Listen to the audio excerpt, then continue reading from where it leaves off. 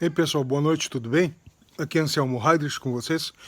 Pessoal, o caso do ex-secretário de Cultura do governo federal, Alvim, né? Acho que já está mais que sabido o que o rapaz disse lá, né? Alguém plagiou o discurso do Joseph Goebbels, o ministro da propaganda nazista, e o cara, se é que não foi ele, caiu como um pato, citando esse discurso. Mas daí veio a passar do pano Lândia, né? O pessoal que gosta de passar pano, de defender o governo em toda circunstância, e começou a dizer, foi um sabotador, não sei o quê, não sei o quê, não sei o quê.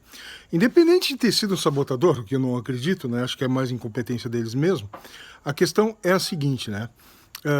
O cara leu, concordou, porque assinou embaixo. Não foi?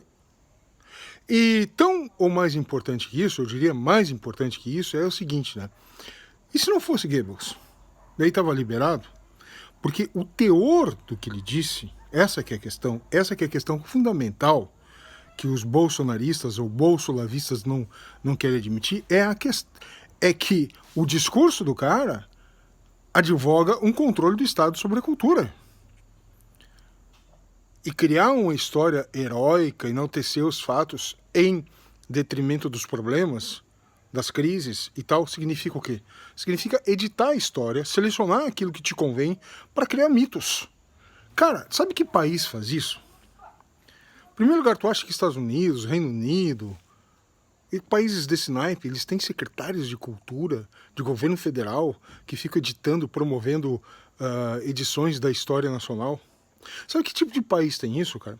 Décadas atrás eu conheci um professor de geografia, esquerdista e tal, como todos nós éramos, né? Antes de conhecer o liberalismo e tal. E esse cara, ele tinha visitado Cuba. E ele voltou de lá chocado. Porque ele fez amizade com um professor de história que mostrou como é que era o método de estudo deles. Você sabe como é que era? Os caras liam e decoravam um livro oficial, o livro do Estado cubano. E durante os seus cursos, né, eles tinham que saber cada semestre de cor e salteado um capítulo, que era a única visão que eles tinham. Cara, isso é quando o Estado controla, quando o Estado promove o que é a cultura e como ela deve ser passada às próximas gerações.